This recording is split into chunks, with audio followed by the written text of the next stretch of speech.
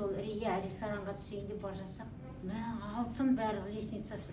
Мә бісміллә, мынаған басуға сынып қала ма, аяғым тайғанап кете ме деп, аяқта жаман тәпішке өтірік айтарым жоқ, рас айтамын. Лишь бы анау аяғым ыңғайлы болсын деп кие салған. Ақырын басып түстік. Мәссаған, қандай ананы басуға да аяйсың. Сол жерде кәшкейде түстік, мінеки жаңағы мына кісілер бар бәрі. Сондайды көрген дұрыс екен, шындап айтқан. Лифт.